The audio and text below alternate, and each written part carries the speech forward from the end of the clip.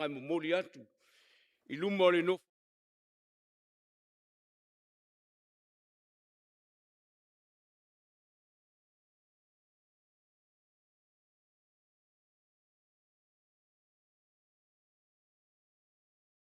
Sa va ai lava i se vaenga o le tuspa ia e tatai ai. Se fe au o le nei sa pati. Ona o lo mafau fau.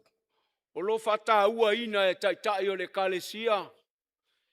Ia le fata la inga. E pe ona tanto i loai. Tau sila fia i sa moa. Le io o mai o tanto lau fanua. O tanto foi teimi. Ia no manatu leo le au mai ai se tusi. Tanto te mafau fau ai. Ile wala au le tua ia oi. Ma. La tanto te talo. Le tua ua utula ai luma o tangata. O lau e kale sia mo tangata i lalo ifo lo malu malu. A fai foi o mafuta mai ma matou fai tau lang fatasi manisi lunga o penga fai lang. O lau upua e mana. Ma oi foi e te musu musu ina loto tangata uma e whalongo longo i lo finangalo. Talo whaptua antu wha mole mole. Fe soso ani mai le au na vai vai ma le whatau walawa. Ia vea o se ala vai e tafe atuai le vai o le ola o e lea le tua. Fe inu ai o tangata mai mantou uma. Ai mantou whalongo longo le alu fina fetalai mai mo i mantou. Whamanuia i lau e kale sia mai mantou uma. Silina e whamanuia i lau a fionga pa ia o le a mantou whaitau ai. Le tua mai le malosi. O tu la iai. Ma mai le fia fia. E watu wai le nei fe au. Wa tape na ina mo i mantou uma. Whaftailo whafonga mai o na o Yesu. Amen. Te mana o e li liua tanto tuspa ia. I le luka na ua i lunga o tanto ie. O le luka o le mta upo iwa. E fia fai tawina le fai upu e limas fuluma le fitu. E whaangata i le fai upu e onos fuluma le lua. O le tusi fai tau o le luka mta upu e iwa. E amata le fai tau le fai upu e limas fuluma le fitu. E whaangata i lona toi fai upu. Ma tantou te fai tau whila whalafoa i ai. Ua lantou o i le ala. O ne fai mai leo le tasi ante ia. Leli ie. O te muli muli atu i ante oe i mea uma e te maliu atu i ai. Fetala ia tuai leo Yesu i ate ia. E fai mua o arope. E fai foi mea moe ai manu fede nei. Ao lea tani i o tangata. E le aise mea e moe ai o ia. Ua fetala i atu ia i le tasi. I nā muli muli mai ia i ante au. A ua fai mai o ia. Leli ie. Tu mai ia i ante au. Se i o walu e mua i tanu lau tama. Au fetala ia tu Yesu i ate ia. I nā tupe ia i e oti e tanu i o lātou tangatoti. A oe e te alu matala i atu le malo le tua. Ua fai mai foi le tasi. Leli ie. O te muli muli atu i ante oe. A ia tu mai i ante au. Se i o mua i whamawai lo a inga. Fetala ia tu Yesu i ate ia. O le tango i lima e suoto sina. Ma te fai tua. E le tau ia te malo le tua. Ia whamania mai le tua le tantou whaita wina. Ma whalongo longo i ana fiong pa ia le nei tai au. Ma ia tu mau ia te eia le vi inga. Nei e o le whavavau. Whavavau lava. Whai mai upu o le pese na tatala ina ili sauninga o le launga. I le tai au nei. O te muli muli pea. I lau wala au Yesu. Le alofa ua au sawa i lau a inga. E le iloa le ala. e se ai o vai. O te vai a oe. O te malosi ai. O whano no matinga. Whawhea ngai o wala. Ai o te oli ma muli pea. Muli pea. Muli pea. I so se mea e te whina ngalo ai. Wau whirwhiria. Le whai upo e luas fulu tolu e whai mamatua o le launga. O le tusi na tātou whaita wina. Te mana o e nofo malau tusi. E mawhaina whaangaina o na leo maua. Ato antoa o le malosi. O le matua o le launga. Ua o whirwhiria ai le whai upo e luas fulu matolu. Wha mole le au fia se tātou whaitau mai matua o le tātou launga. Whetara i atu i ai te mata uma, fia muli mai se tasi e te aua le sustai o ia i a te ia. Ai ave ia lona tātou o ia se so, i le muli mai ai i a te. Ua whetala i atu ia i tangata uma, a fia muli mai se tasi i ante au. Aua le sustai o ia i ante ia. A ia ave e ia lona santauro. Ia so faiso i le muli mai i ante au. Ua au wha autuina le launga po se manatu o le nei tae au. I se autu e whapea. Muli a Yesu malou loto atoa. Muli a Yesu malou loto atoa. Follow Jesus with all your heart. Follow Jesus with all your heart.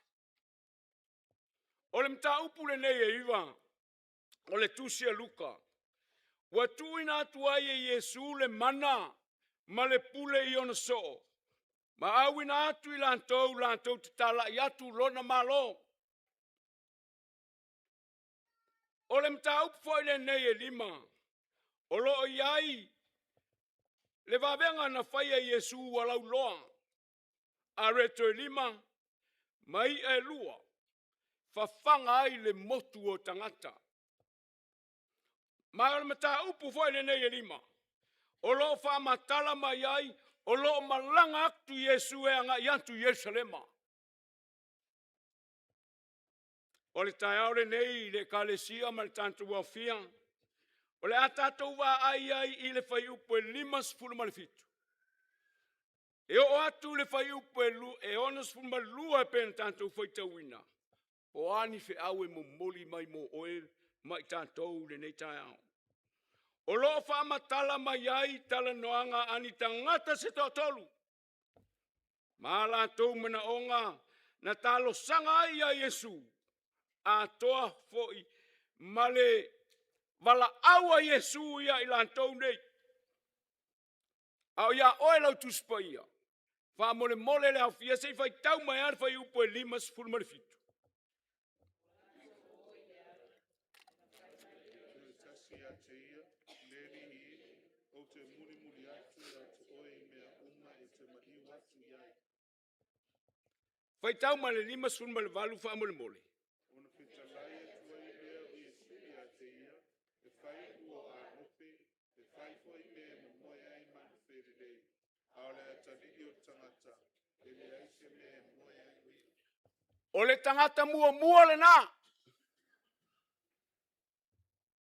Sa longo le lei. I va venga ma fatala inga Yesu. E le fai atu Yesu se mana onga ia ia. E le kole Yesu te tangata lea. Ai fai mai lona mana onga. Leli e. O te muli atu ia te oe. I mea uma e te maliu atu iai. Mana onga o le tangata mua lea. O le aso fina ngalo. Matua le leia o tangata lea, le loa le leia o tangata lea. Va venga na whaia ele tua, e Yesu. O le manatu o le tangata lea, o au o le matua le leia. O lea la whaia Yesu o la mulimuri. A e tei le tangata lea, e whai lua a lope. Soli. E whai foi mea e moe ai manu whelelei, pe o lea kalari.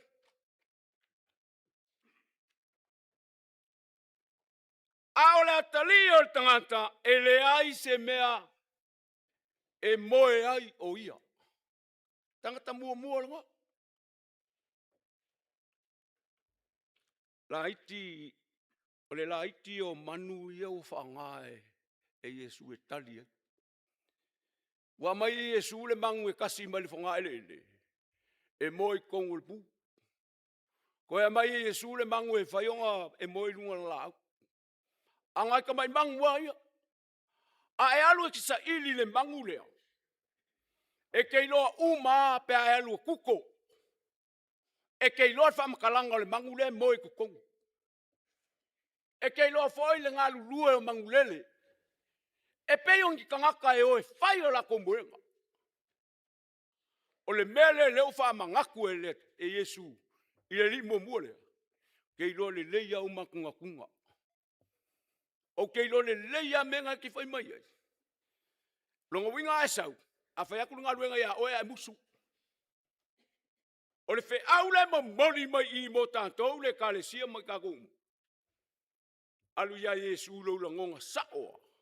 O laua e alu e ke au aunga ia Yesu. Au ki whakangātu. Wa le kari la le whaafsanga im kako. Whakusa Yesu mangulele kali mai e ia kako.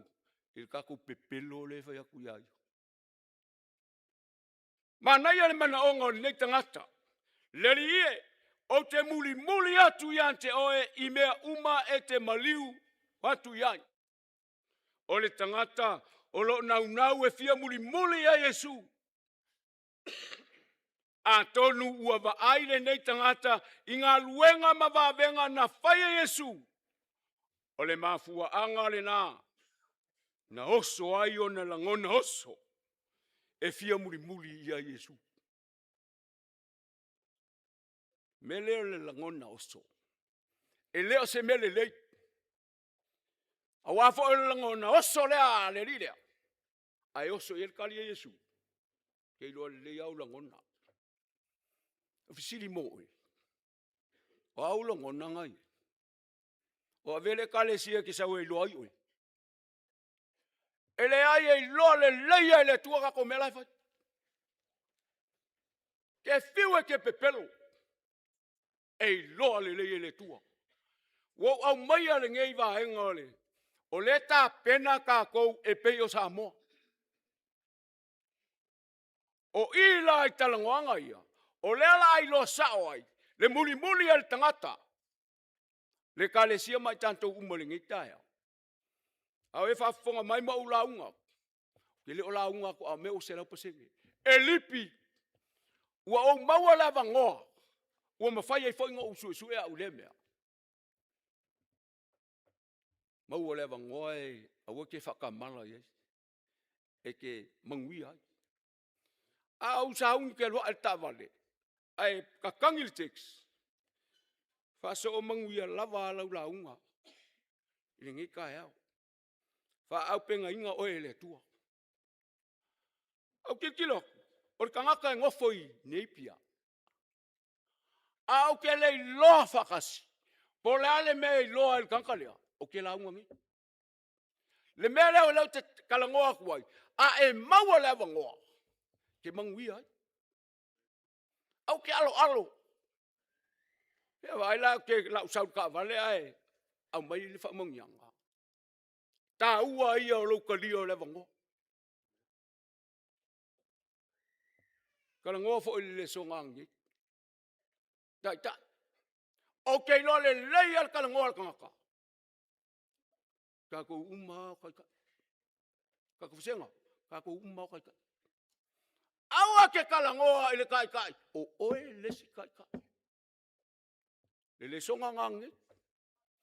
Le ai ma se me lilo si le fanga le tu. A e pepelo le kua e loa le kua lau pepelo lai fai.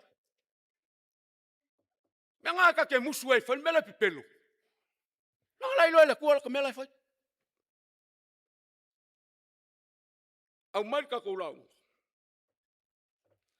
Ele o ngalo i tangata ni. O Yesu na te silafia fafo makokong. A lewa whaianga aikia. E ofo aku o ke muli au. Ai lo le leia suia ke pepelo a lope. Suia ke pepelo e fai me mo e mangulele. E fai me mo e alo. Awa fa kusa nga ya o asa wa lese me ke mo e ai lunga ma. Fe siria e ya o. O le ala u ngai. O le alka ko o ngai. Ta ua mena onga. Ua ofo inatu o le ola e muli ya Yesu. Ai awane ngalo. E sila fie Yesu. Lau au nanga. Mala au nanga mal tau tua ya antia. Sila fo ile. Nau le tangata. Fia muli ya Yesu. Ai ua te ile tali ya Yesu. Ele tali lo na mana onga. Ele tali. Langa e whaatangata lo na mana onga. Fai mail fa matalanga. E fai lua alope. E fai mea e momoe ai. Manulele. A lea te rio le tangata. E moe lunga le maa. Longa winga au kakeo le tua. Fa moe. Silfia makusamo. Tuloua. E loe o kako matua makukua. Sa moa yasola. La kuar fai au moe fale o. Sa vali lalo. Lenga vali. Ele fai ngofi.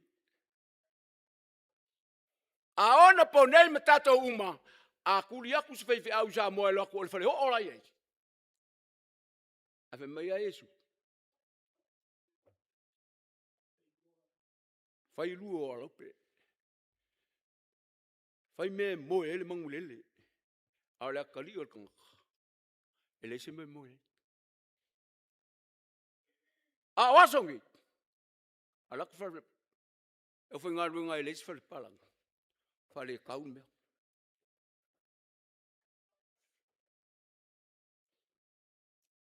E manga o Yesu tātou te muli ma o tātou loto atoa i ante ia. Aua le whaia i lau lava poto ma loua tamai. Aua e te whaia i lau loto wha maua lunga. O lea lala mai mako vesenga. Ngā whene mako kalangoa mele le poko. O le poto o le mea ngā mai e le tua.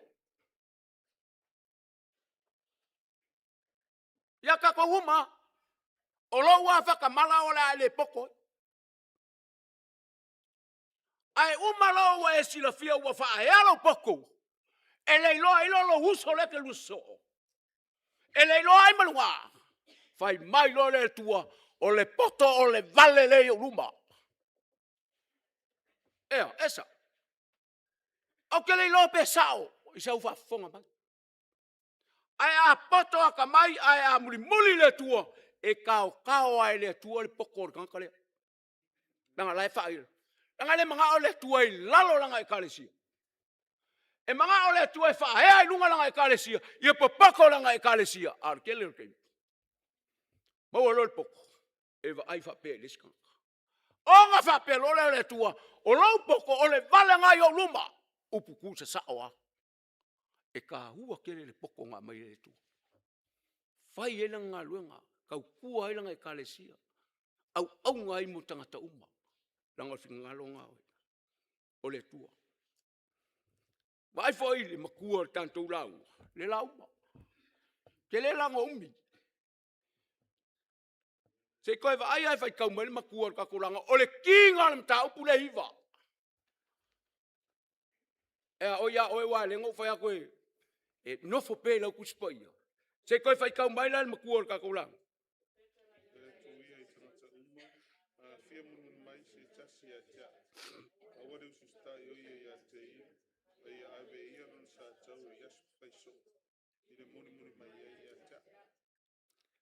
Kele le songa o ngā o lo tau mai ai tātou i le matua le nei. Aua e te alu e whainga luenga le tua.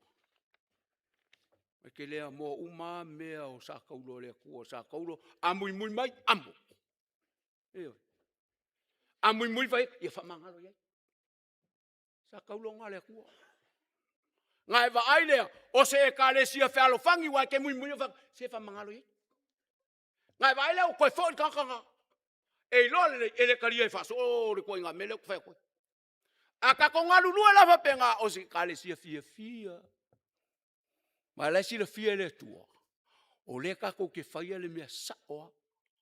Aua ka ko ke whaia le me se luma o le tua. Aua tātou te whaia. Ia me se luma o le tua. Ka ngaka le la tātou iau.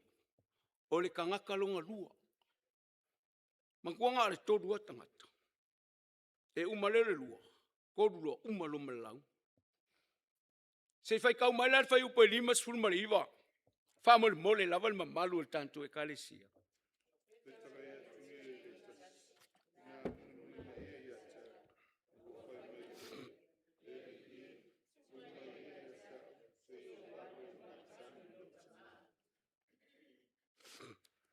O le tangata lelo na lua.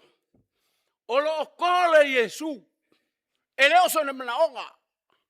Whai mai Yesu, i nā muli mai ia i ante au. Paua leo upo Yesu mwhai le kakale. Ele i whai la Yesu, whaonga au Yesu. Lea o leo wa kol sao a Yesu, leo. Kanga kalonga lua. Se whai kaulad, whai upunga soa.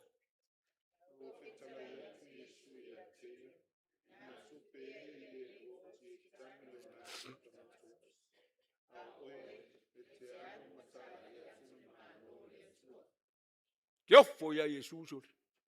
E kupu le whala wala ngi ko inga. O la oki a mai Yesu ku e kangu e kankauki. Muli mai.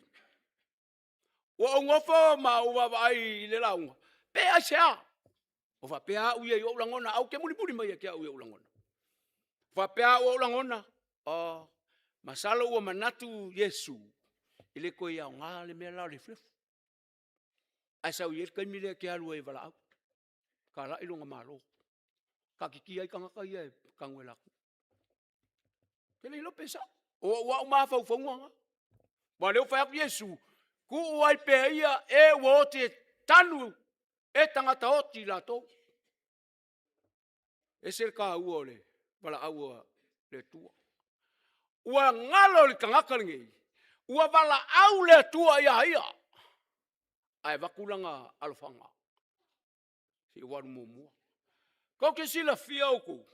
Awale a bea o kako wa inga e whai ma alo whanga i luma o le tua. Awale a bea o kako wa inga langa i lole le kua. Ngaua e alo whanga i lua inga.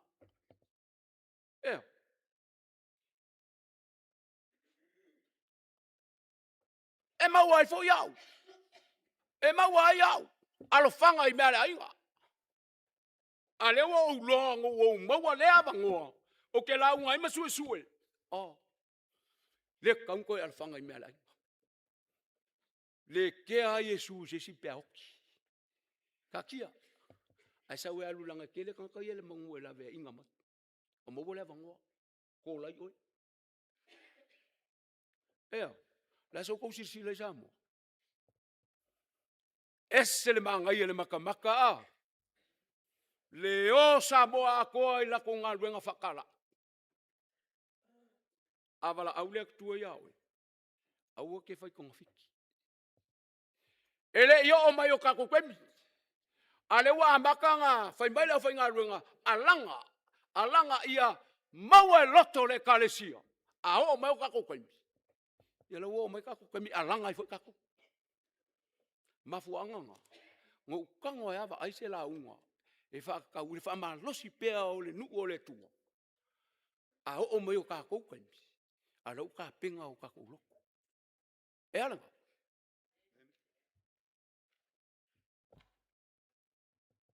Le la la o kankalonga lua. Se whak, kankalonga tōru. Se whakau mai le whai upo e onsu makas.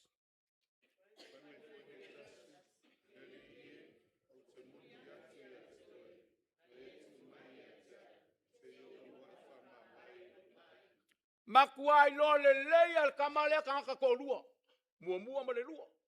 Le fo wa kul manga ole e kukusa le muli male momo. Ave manga onga ya Yesu, ave mbela fa upo ongo du.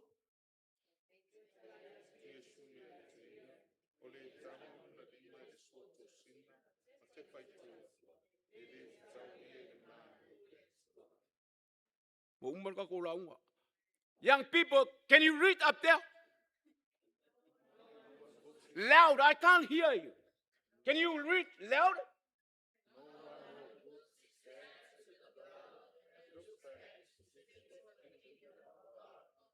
Le ai ma se leo tia leo whalonga. Whai mai ala kala le tua ele kanga muri. O le mea leo ke o foi. O le kanga o le tua whao ngā mea ola. E kali ai i le wari ia. Esa. Ngō kanga foi lea koko. O le mea le sangaru. Se ia o kilo. Po le ale winga o le mea leo suoto sina. Ngale au sa palangi iri kikio. O lua ia. Na bola palangi iri. Se o kanga koko au ngalo kusi. Ah. Ia ka o le kele i o solfanua ma. Ko e kaumalo mafau leki o tusi ele tua langa kula fongo. O au manu foi mata ngata ese lo mau ba oi. Lenga due mang. Vai mewo umawanga mai. Leki o ka uele tua langa kula fongo. E o oi mang mangui. La koso so kosi. Vai le yainga cheka pila mal putak sai kanyo la wori. E sua. Ai ngoi ngai pakua ngai po bovi. Ai o. O lo fai kaula le mele. Fai mai. O isi suoto sina e mama. O le la ve ke kilo lo kua. Sipa lo le o kamai. O le sipanga nga o ngai me ola ye. O ai lo sa lo kola ko langa la we ki kilo ku. Va ai lo over fonga. Ile sao lainga au ia. O le mela le ngo vai. Fai mai e piolo. Langa lunga ia. Ia fua wa makanga ola. Ia fatu. Ai o povi o ka o. Wa sori e povi lainga. O nga ua ko kilo kua o kamale so. O le fe au le mai le kanka muri le. Avala au le tua. Awa ko ya le fa mavai lo ai.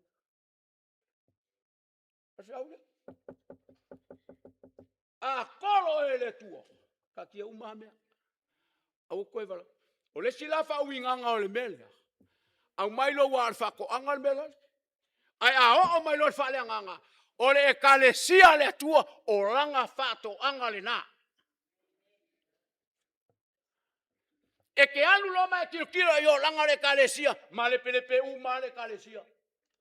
O ngal mele ale suo kosinga kamale. O le kala a Yesu. Ba ai ruma. Awa ke koe kepa. Awa ke whaia langa luenga. Ai koe kepa i koe o. Wa umalau. Tolu a mea taua. Le ka umai i kali e Yesu. E tolu vahenga taua. O le alkali momo. E fai mea. E momoe aia. Moe ai le alope. Bang fele. Ai le ai se mea moe ai. Le atali i o le tangata. Au kanga va ai kuspa ia palangi nge ke au ko fa pe ke le lo pa ai alo pe pelo ia au. O le fa palangi le sau. E le ai se mea e lai ai no ulu. A kanga la kalwo kuko le mele. Ngai va ai la ia po le al mela fa mai e sur fa palangi. O le mang ngai ia fa palangi ngai lo fa samo. Kalingan ka mumu. Ai fa mai la ia kali ka kalongo.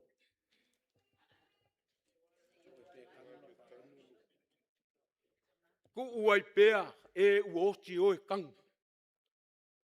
Ma fai mai lola ia kali kang kamun.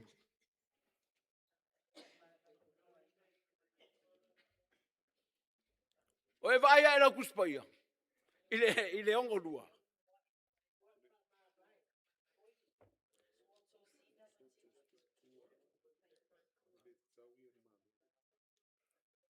Fai mai le kali a Yesu kanka muri muri. Ele fe kawi oe i le malo le tua. Kali no? Longa winga. Au kako uo e fai ngā luenga le tua. Au kako e ki kilo kua yo. Au le menga le ngā kupu e. Au le ngā lua diu kupu masi. Menga e mau le kepa i tua. O uma launga. Toi fai kau mai al makua al kako launga wha mole mole. Ona un nofo loi le la. Tala e tu i tangata uma, ai e mai kasi a tea. Aua reo susta e a teia, ave ia rona sa sau e aso fai so. E muni muni mai ia a tea. Le kalesia mai tantou le ngikaya. Wala au kako e le tua kako muli muli. Au ka penga mai a paenga ia fua i kai le kalesia. Le foi ia kalangoa ko le kai le kalesia i mesa o ia. Ka penga o tatu tangata. E muli muli e fai ngā luenga le tu. E mai au kuole tantou lau. Muli muli a Yesu. Malau loto atoa. Famunia mai le tua e tapo i ngā luenga no o Yesu. Amen.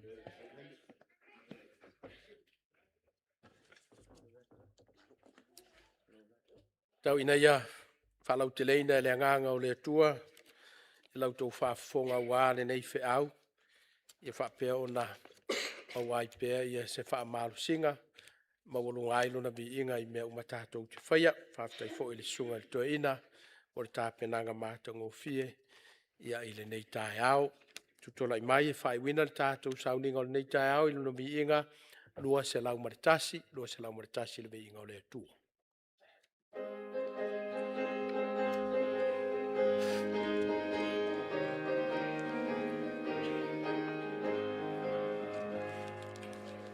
If you ave amor, Yesu e, a oa o mai a te a, ia ino fina ngalo, Yesu e sawa, Yesu e ia au e fai mo e.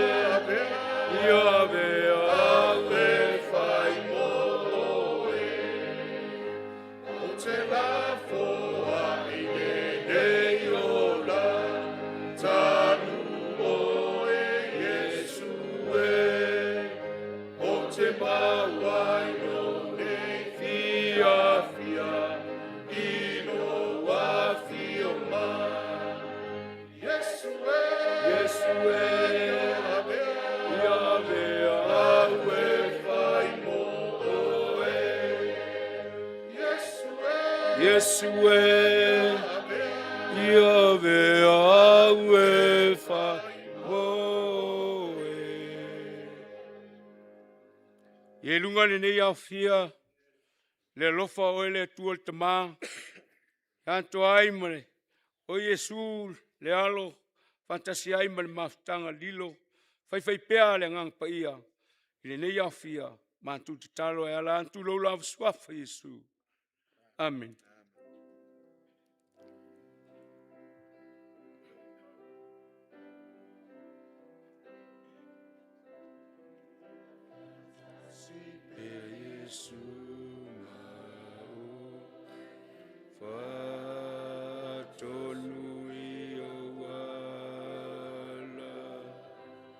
Ia fusia i lona ia fatasi pea Yesu.